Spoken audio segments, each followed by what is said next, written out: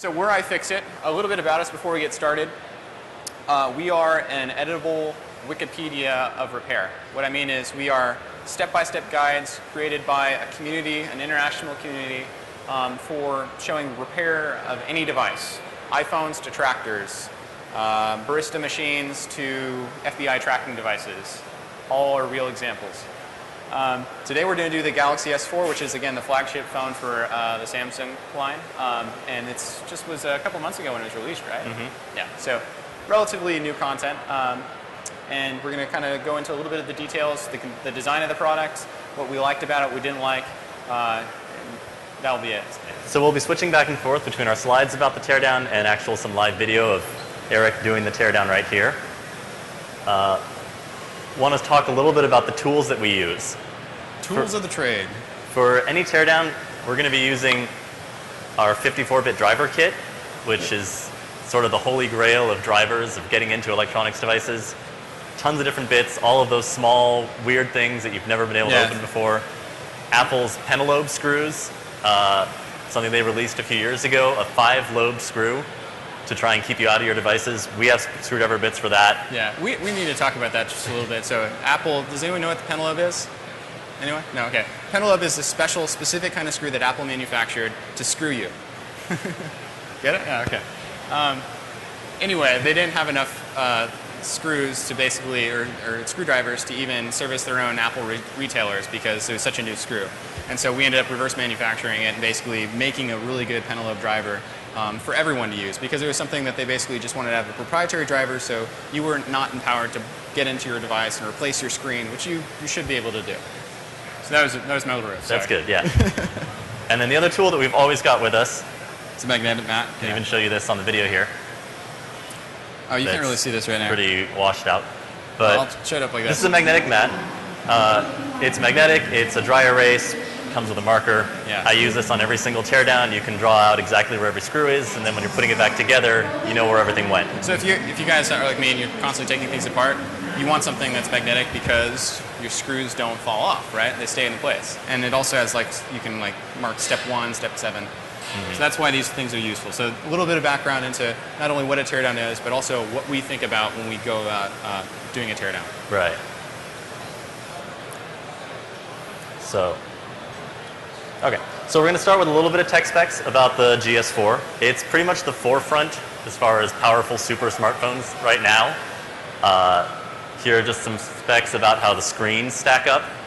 It's pretty much it's the second highest resolution per inch as far as screen. Pixel density, yeah, it was pretty high up there. So pixel density is only beaten by the HTC One. It's actually pretty high above the iPhone 5, which is, relative and I love my comparison. iPhone 5. It's a great, great display. GS4 has a brilliant display. We love that. Yeah. This is a little bit of an up. So this is a macro lens. This is we actually perceive it because it all kind of bleeds together, but this is an up close with the macro lens on it. Mm-hmm. So you can see that this HTC One, you said had more pixel density, right? Right. So it's just a little bit more. The Galaxy S4, super up close, you can start to see that with the macro lens. Right. So. Oh, I'm going to start getting into it now, huh? Yeah, let's go ahead and start opening it. Okay. While he's getting started, I'll give you guys a preview. Yeah, and I'm going to show him real quick. You switch over that. This is what I'm using because I'm not cool enough to know this by heart, so I need to follow some cheat sheets, and this is just the iFixit app with the teardown that I'm going to walk through. So you guys could, if you wanted to follow along yourself, you could download the app and start following along the teardown. So one of the cool things that we noticed about the Galaxy S4 right out of the box is that it ships with the battery not installed. So this forces users to install the battery before they even get started using the phone, which is great because it sort of removes any fear of how to replace the battery yourself. Doing that on an iPhone 5 is a pretty big task. It's not impossible, but it requires unscrewing things, lifting the screen out, removing a lot of stuff. On the S4... I'm going to pull out the example too. Yeah. Got the iPhone 5. So you got the iPhone 5, right? And to get the screen off, or to get to the battery, I would need to first take the 2 pentalobe screwdrivers at the very bottom. You can barely even see them there. Yeah, they're basically right there and there, and that's out of focus, but you get what I'm saying. Versus the Galaxy process, which is literally just going to be, I stuck my fingernail in there and popped it off. But it's very easy. It's tab-based, which we like a lot. These tabs, I've literally probably done this 100 times at this point, taking this model phone off, and it's been on for like 3 months, so you can see how obsessive I am. But it's so easy, and this design hasn't broke. So it's a lesson for any product designer. Tabs are really effective from what we can tell, and they're pretty durable.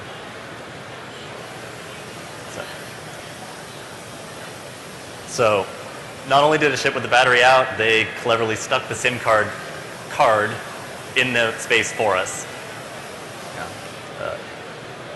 Yeah, so this is what we it's just kind of mentioned. cool. Yeah.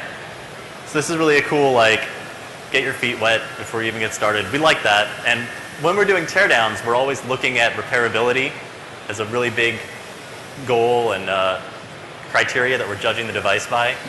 We actually have a score for every device that we tear down. We do a 10-point scale. Right, and we'll see that at the very end. Yeah. But this is just one of the points along the way that we're interested in. So if ever, and we did this cool graph about tablet repair, showing like, okay, this tablet was a 1, this tablet was a 9. Consumers really like this information because a lot of people still really care about the longevity of the device. You know, even in a throwaway device, as it's perceived like this, people still care about that. It still informs their buying decision, which is cool to see. Yeah. So another thing that we like to do during teardowns is compare the build quality and the size and specs of different devices. We did this in our teardown that we published online. And you sort of have seen already the 2 devices on the camera. So we can... You know, just to riff on that a little bit, basically the thing that Samsung has been kind of commented on as far as the design of their GS4 compared to the iPhone, which is, you know, the most popular smartphone, is that it kind of feels cheap and plasticky. Even though it's extremely capable, that's the one thing that people tend to say about it. And I actually like it. You have a GS3, you like it. Yep. You know? This feels like a premium device, but I mean, I'm a fan of this because it doesn't feel too cheap. It just feels kind of, it's plasticky. But you're going to start to see, I think, more products that are like that. You know, premium feel versus, you know, a plasticky kind of cheap feel. The HTC One was an example, one that really went after a premium design. Right. They have the same kind of machined aluminum body. So one interesting thing to note is that the Galaxy S4 is only 1/100th of an inch thicker than an iPhone 5. A lot of people say that modular design comes at the price of a thicker, bulkier device. But as we're going to see, the GS4 is very modular. It has a lot of individual components that can be removed and replaced independently. All that with only an extra 100th of an inch in thickness that, in fact, they probably could have shaved off if they wanted to, but decided not to just for feel. So yeah, I mean, let's switch over real quick. I mean, if you haven't seen these devices, and I snapped that thing back on real quick. So I mean, it's pretty simple. And so very almost imperceptible amount of difference on that. So I mean, this feels bigger just because the screen's a little wider, and a little taller. But I mean, it's thickness-wise, it actually kind of feels because this is bigger that it's thinner. Right. Yeah.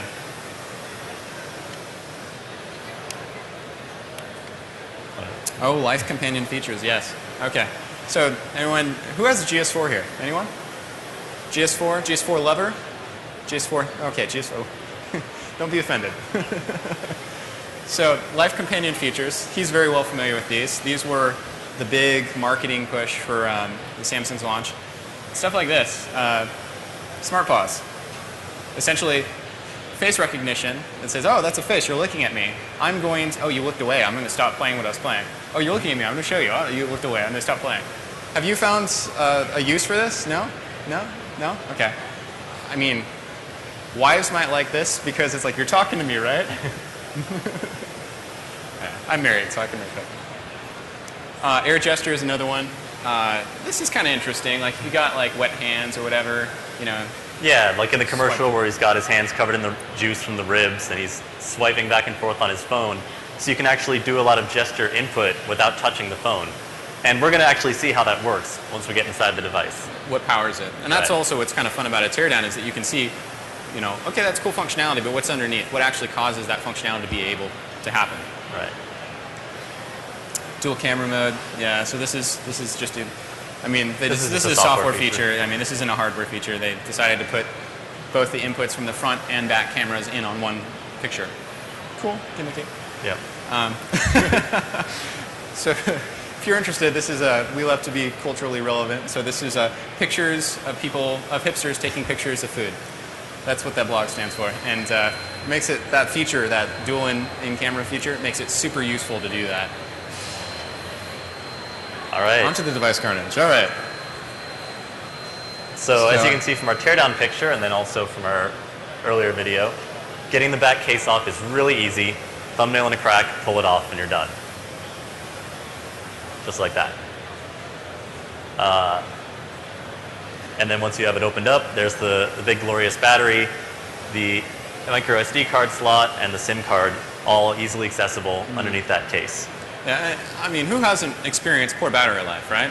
I mean, my battery is shot after a year or so. I mean, shot meaning I noticeably get irritated when it's like 50% because it's only been on for an hour. Right. Replaceable battery is just kind of a must, and we love to see it in devices. This one is super simple to replace. So. Do you want to go ahead and show on video how easy it is to I'm sure. Put the battery in and take it out? If I put it in right. Make sure you match up your leads. Check one. Yeah, so super simple, nice, efficient design. Right. So more tech specs. While we're talking about batteries, the S4 has a pretty huge battery, which is kind of necessary for all of its processing power. Yeah. It draws a lot of power, but it's got a lot of power in the pack. Just to compare it to the iPhone 5, it's nearly twice the capacity, 2,600 milliamp hours from 1440, and sort of on par with a Nexus 10, more than a BlackBerry Z10. Yeah. So this battery didn't get smaller. It actually grew a little bit, and it grew by 500 milliamp hours. So a tremendous amount of capacity increase, right? Where did all that go? Because it's the same talk time, right? That's tremendous amount of things that this thing is powering. I mean, the processor got upgraded, the display got upgraded. It's just a lot of power this thing's sucking. So it's going somewhere. There's the device. Close up to the battery. Yeah. Removing the SIM card is pretty straightforward. Something that you've probably done and seen before. Oh, see, I'm gonna fail at removing the SIM card. Just push in and it pops out. Oh, that's so simple. Okay, it's that injection method. Put that in step one. So now we're going to go ahead and switch the video and get a few seconds of Eric unscrewing screws. Well, you might want to talk about something while I'm unscrewing screws because that's far less interesting. All right, well, I'll jump ahead while he's getting situated. But the design that we saw going from the Galaxy S3 to the Galaxy S4, very little changed. This is the Galaxy S3. It's opened with, if I can count, I believe it's 9 screws to remove a mid-frame. There are, again, 9 screws on the Galaxy S4. You want to give them a quick shot? Yeah, so 1, 2, 3, 4, 5, 6, 7, 8, 9. Yeah. Thereabouts. So these screws hold the mid-frame in place. Underneath the mid-frame are the logic board, all of the components, the camera, and it's just a really similar design that we've seen even back to the Galaxy S2. Again, with this plastic mid-frame, covering up all the components that you don't want to smash or short out. So that was interesting, actually. So Samsung, I mean, teardowns are popular. I mean, you search for something like iPhone on the day of its release, and most of the time you're going to see a teardown before you actually see coverage of, you know, like some reviewer. Samsung actually did their own teardown, which was great for them, but they had, did you include it? Yeah, they had extremely informative, yeah, so this was it. So like you look at the picture there, mystery components, you know, Yeah, it's like what exactly are those chips and what do they do and can we verify that? That's part of what we want to do as we tear open a device because, you know, I mean, oftentimes we find it's not really necessarily what the product manufacturers say is in there that it actually ends up being in there. You know, case in point is like the Nexus 4. Right. Took the Nexus 4 apart, everyone was expecting an LTE capable phone. And the spec says, oh, nope, launch day, it's not LTE capable. And we're like, oh, that's a bummer. We took it apart, and then we realized, wait a minute, this particular component is LTE capability. This gives it LTE capability, so why isn't it, you know available? Right. And it was basically a group of hackers found that out, decided to take it upon themselves to do the research, to do a software unlock that gave the phone LTE capability. So that's kind of the things we love to uncover as we go through a teardown. It's kind of a nice little audit on the manufacturer. And then while Eric is taking those out, I'll give you a little flashback to a teardown we did on the original Galaxy S.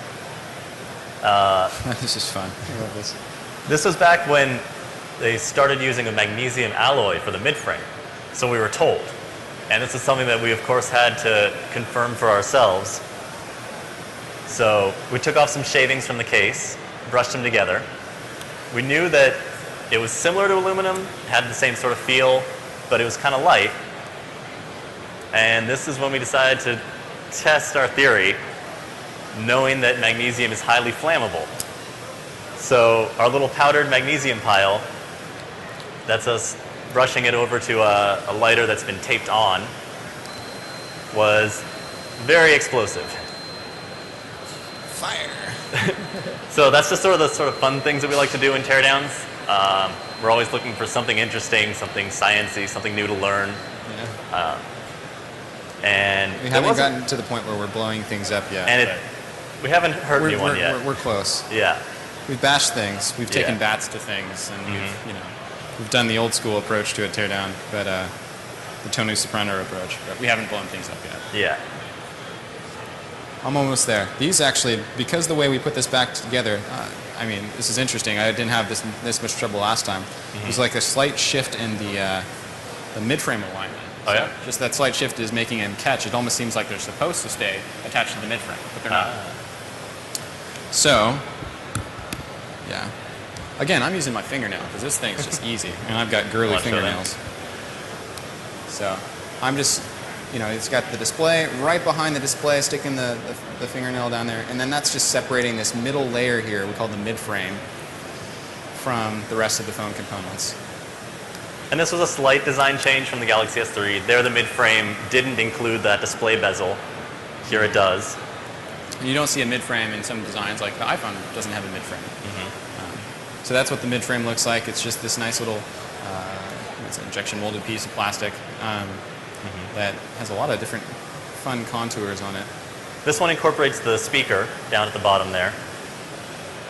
So that's your speakerphone speaker. It comes out the back of the phone.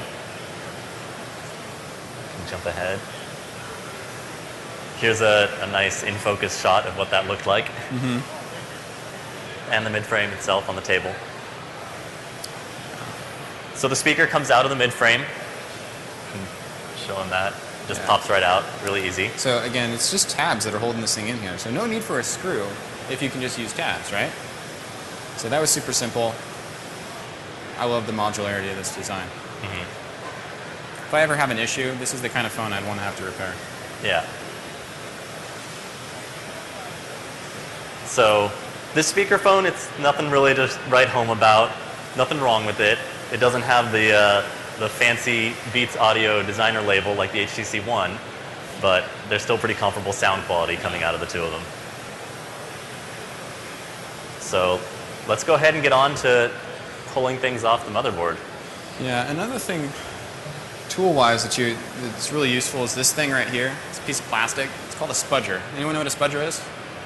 And use a spudger? Anytime you want to do what I did with my fingernail in a more sophisticated way, you might want to use something like this. It's a very hardened piece of plastic.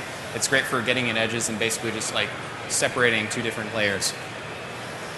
So I'm going to go in here on the follow my instructions so I can make sure I'm doing this right. Yeah. And these are not repair instructions. Like these are, hey, we documented it while we were tearing it apart, and don't try and do this with the expectation that we're going to document everything to make sure that you don't break it. We do that on our repair manuals. We don't do this on a teardown. So a teardown is very much different. If you try and follow a teardown, you might honestly break the phone. So don't recommend them for doing repairs. I think I have some cables I need to get off. So I got to pop off like this cable right here. And I think it's just a couple cables that are holding this thing together. So the cables kind of wrap around this design. Right. So a lot of the components that are individual modular components are actually tucked away behind the motherboard. And they'll have ribbon cables that come up with little snap-on connectors all around the sides. And he just needs to pop all those free. Yeah, and I've got one more mystery screw, I think, right here that I need to take off. Yeah. Yeah, on the right side here. Yeah, it's black. Then there's one last screw that holds the motherboard on. They can get away with just one screw because actually most of the screws coming through the mid-frame in that area are what hold the motherboard down safely. I think that's the last screw. Oh, you know what? There's one last ribbon cable. See, that's the thing is when you're doing a teardown, you need to make sure that you're doing it in a way. Actually, that was a SIM card. Those two. Those two. Okay. Yeah. You need to make sure you're lifting things in a way that are not going to damage the device. Just make sure that everything's taken apart. Make sure all the ribbon cables are disconnected, and you don't like have a like that, right? I'm like, oh yeah, okay. What's this? You know, it's this antenna cable right here that I need to pop off. You know, if I were just to go, I'd lose an antenna. So that came off nice and easy once everything was taken apart. You know, this is a very compact motherboard design. Obviously, the big feature there we'll talk about in a sec is the big 13 megapixel, I think. 13 camera. megapixel camera. Yeah. Yeah. Got the couple boards that are separate that we'll talk about too for the SIM card. And then this is separated. This is what the back of that looks like. As you can tell. I'm sorry. Yeah. Just went on like that and it comes off. Get back to our slides for a moment. Yeah, let's show you the high-res image so you can really get a sense of what it looks like. So this is what Eric just did. And then there was that one last screw on the motherboard that we took out. And then we had it pulled out. And then if you want to go ahead and show them this, the camera is actually connected on the back. So we'll switch back to the video here to show you guys. It's kind of fun. They did this, this design where it's, okay, here's the camera. It kind of sits nicely on there. There's a little bevel that's holding it on top of that. It's not disrupting with any electronics on the top. And then the cable actually comes to the side here. And so that's a nicely elegant design for getting all this into this one little board. Mm-hmm. So this is the... So there's the camera. We can talk a little more about that.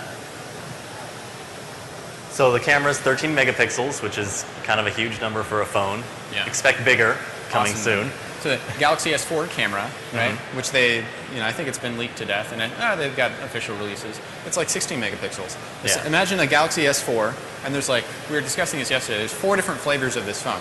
You got the Galaxy S4 that they released, you got this other one that you were talking about that is... There's a vanilla Android Galaxy S4. So if you care about, having plain vanilla Android, which, I mean, okay, so who's an iOS person here? Who's got an iPhone? Who's got an Android? Okay, so you guys know what I'm talking about with the whole Android hell. Who of you guys have Nexus devices? Okay, this guy is the smart guy in the room. I'm just kidding. So plain vanilla Android means that you have the best shot at getting to whatever the next OS update is. So if it goes from 4.2 to 5 at some point, this gentleman here has a really good shot of actually getting a supported upgrade to that. Whereas this device, because it's got so many smart features on it, it's got all this software written on top of the plain vanilla Android. It's going to take a really monumental effort from Samsung to make sure that everything gets upgraded going forward. So it's friction-filled process the more you layer it on when you want to upgrade. So yeah. And anyway, so the 4 different flavors. There was that one that was plain vanilla. There's this one. There's a camera phone, basically, that's a Galaxy S4 with just a camera on the other side, an actual optical zoom on a camera. I don't know if I've seen this before. It's an Android camera, which is really cool. I mean, it's not just a smartphone that features a camera. It's actually a camera that has, Android. Right. And then there's a ruggedized version, which is going to be useful for people who tend to damage their phone. Right. It's waterproof too? Or? It's a weatherproof. Weatherproof. So you can take it out in mist and dust and everything. Yeah. Is it like the Sony Xperia where you can douse it with water? Right. Okay. Yeah. So it's got some glue adhesive on it and stuff so that you can pretty much pour a bottle of water on it and it's not going to care. So if you're prone to like washing your stuff or taking a dip, my wife actually washed my phone one time. It was hilarious. She thought it was funny when I went and bought a new one the next day. She hated that actually. Yeah. So a little comparison to the big flagship phone cameras of today. You've got the 13 megapixel on the Galaxy S4 and then a 4 megapixel on the HTC One. And there's a little high-res picture of that for a second. Let me just skip ahead actually. So a lot of people are going to look at those numbers and say, hey, 13's better than 4, right? But really, the HTC One's camera is very comparable, and it does this by having much bigger pixels. So even though you have fewer pixels, they're bigger and they're better. They're able to capture more data in low light. They have a better focus range. So don't necessarily be fooled. And this is sort of HTC One's message, or HTC's message. They're trying to end the megapixel war and focus on other aspects of camera quality. So there's a big race. I mean, you care about it if you're looking at a spec sheet. Oh, that one has more megapixels. Well, not all megapixels are created equal. That's the message there. Samsung is being very counterculture with this. I mean, Nokia is working on a 41 megapixel camera. So anyway, this is the technology behind it. Right. So both the HTC One and the Galaxy S4 have a backside illuminated sensor, which differs from a frontside illuminated sensor, which is the older standard, where you've got all of these layers that the light has to come through before it's actually hitting a pixel and registering the sensor. Yeah. So you can see it on the right there. So I mean, like you got like this focal length, basically, or this amount of exposure potentially for light. Compare it to the backside illuminated feature, the backside illuminated sensor, where that's your potential for light. So much better quality pixels. Right. And these are more difficult, more expensive to manufacture now, but it's probably going to become the standard and the norm in smartphone cameras. This technology just is learning from other industries. This came from low light scenarios like surveillance equipment, where they're trying to figure out how do we grab as much ambient light and then get some kind of quality out of this image. Or I think it was also satellite technology. Right. So this is just a high resolution picture of the back of the camera. We like to take really up close, really high resolution images on all the important components we pull out in our teardowns, and you can see this online at iFixit.com. So. Okay, by that, you're going to take out the daughter boards? Yeah, so the SIM card and the micro SD card are on a separate board that's glued to a EMI shield, so you might be able to peel it up. I'm pretty sure we just popped this thing off already several times, so. Let's go over to the camera. So this thing, I mean, it looks like it's on there, and it looks like it's completely soldered on, but it's not. It's actually a daughter board. Oh, these are both together. Again, a teardown is not a repair manual. I mean, I'm not mistaken, right? Both of these came off? Huh? Both of these came off? Both yeah, they're on the same board. Okay. But you can just take the shield off, yeah. Okay. I'll show. Sorry. What's the point of having this if you guys can't see this? All right, so this was what it was like. And then basically just pop that off, and now we've got the boards there. So the Galaxy S4 is pretty awesome that it's expandable with an up to 64 gigabyte micro SD card. That's something that you're not going to get from most Nexus devices, which is one downside to them, and you're definitely not going to get from an iPhone. Yeah. So, expandability is huge. Yeah. So expandability is actually a great facet of repairability, because that has to do with the longevity of your device. You're not going to decide, oh, it only has 100 gigabytes of storage, I need 120, time to throw it away and get a new one. Being able to upgrade it and put in more storage makes it let it last longer for you, which will hopefully keep it out of a landfill longer. Yeah, I mean, I can't tell you how many times I would have had to buy a new laptop if I wasn't able to, go from a 128 to a 500 and then to an SSD and then to a larger SSD. I mean, I would have bought 5 laptops for this one laptop. So another really big thing that we do in every teardown is identifying the manufacturers and purposes of every chip, every integrated circuit on the motherboard. We're often the first to identify manufacturers in certain chips. This is kind of fun because Wall Street, they care about this if you're in the iPhone and you're a no-name, and then, oh my gosh, you're in the iPhone. Yeah, Apple's not going to release the fact that you're in their product ever. So this is the only way that people are going to find out that this manufacturer is being used in the iPhone. It's also really useful for designers too, and because they want to figure out, okay, what works, and what's commonplace, what's proven technology, and how is it applied. And I mean, a lot of these components are readily available off the shelf. They've got data sheets, so software hackers, hardware hackers, they need to know what's in there, and then they can write their own custom software to best utilize what's on the phone. So we covered that a bit, yeah. Like I mentioned earlier, expandable storage is great. There's 2 gigabytes of RAM on here, which feels kind of phenomenal for a phone, but it's pretty much standard these days for smartphones. This was kind of a fun one. I don't know if you can actually see on the board, but the Wi-Fi module was here. Oh, I'm sorry. It's missing now. It was hidden underneath another IC.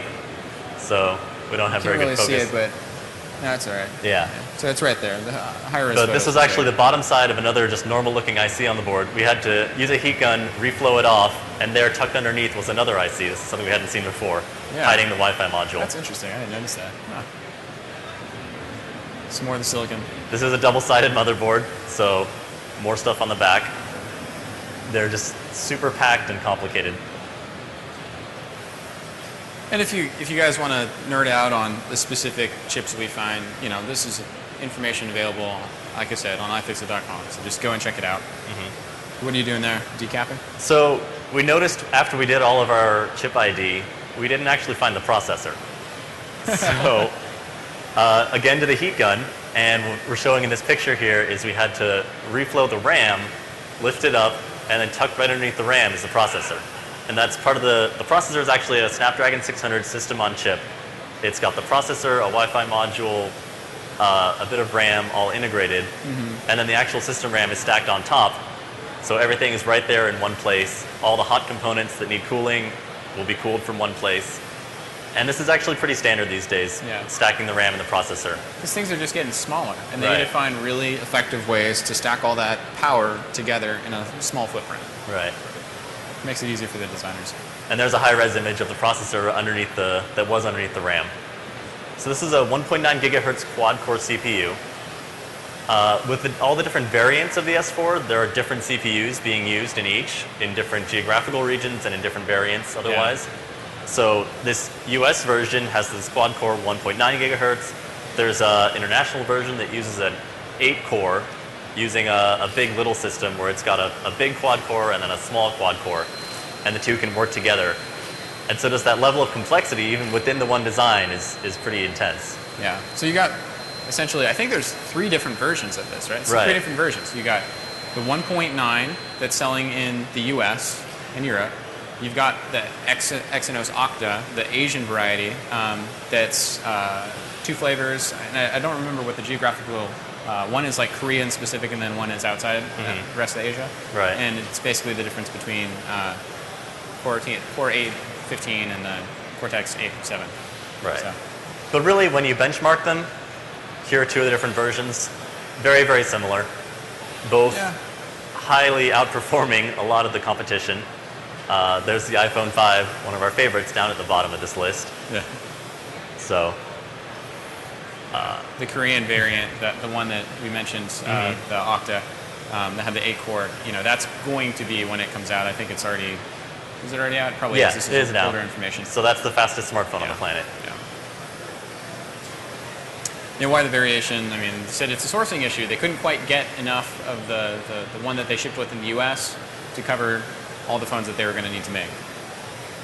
So.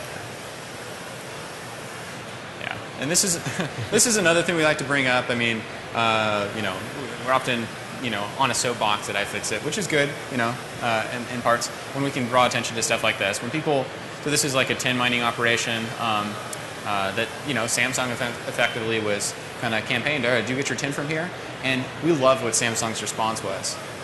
They actually said, yeah, we've been part of that, and you're right, we need to change. And, there's this little grassroots effort that identified and marketed to them that this is it right here. The signs, in order to get to Samsung, you have to go through this area, and there were signs there. It's like, answer the question. Were you a part of this? Are you getting your tin from this area? It's doing some pretty egregious things to the people in that area. Samsung took the responsive route and said, hey, we're going to work with you guys. We're going to work with the industry to figure out a better source for this, so that we don't have this kind of an impact, this kind of an externality for our operations, which is an incredible response. I love to see that. Yeah. Yeah. Remaining peripherals. We've got to get through these kind of fast because we're starting to run out of time. Yeah, but we'll go ahead and take a look back at the display if you want. So, do I have something to take apart here, I think? Yeah. Okay. So now there are all the remaining peripherals tucked away in the display. I can do a little point around. Yeah, sure. So let's get oriented. Right here is a vibration motor. This is a rotating motor. It's got a counterweight on the end of an axle. It spins, it vibrates. This is the earpiece speaker here. That's what you're going to have up to your ear when you're talking. right there. And then this is an array that's got one of 2 infrared sensors and an ambient light sensor. And the other infrared sensor's over here with the vibrator. And that's really part of the smart. Right, and so you probably may be able to see. There are all sorts of tiny little penetrations through the glass here. Yeah, you can't really tell. Yeah. Maybe if you show them I'll take this apart and get those out there. You show them the We'll move along here. So there's an infrared sensor on either side of that earpiece speaker. It's going to read light reflected off your hand, and it's going to be able to compare it between those two. So that's how that air gesture works. As you're moving your hand back and forth, it can detect that motion. So the first of those sensors is tucked in with, actually there's also the headphone jack along with the, up there. And there's the back side of it. And that's an ambient light sensor, and then also that infrared sensor. Something you don't want to hear during a teardown. Oops. But this isn't that bad. And then this is pulling up the 2 megapixel front-facing camera that's used for your dual picture mode or for your video chatting or Skyping. And that just shines through another little hole in the glass. So there's a hole in the backing behind the glass, but the glass in the front itself is one solid piece. I'm going to take this guy out.